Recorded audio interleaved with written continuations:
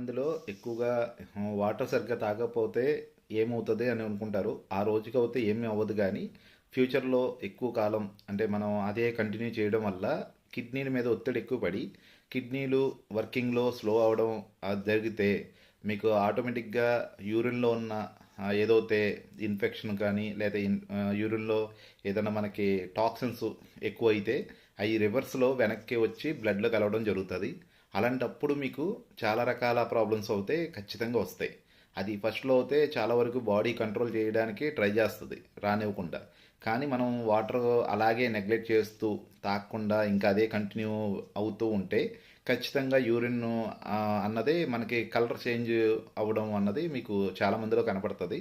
అలాగే యూరిన్లో infection రావచ్చి smell రావడం కానీ అలాగే యూరిన్లో చాలా రకాల ప్రాబ్లమ్స్ బయటకు కనబడుతూ ఉంటాయి. ఇవన్నీ ఎప్పుడైతే మీకు కిడ్నీ ఫిల్టరేషన్ సరిగ్గా లేదో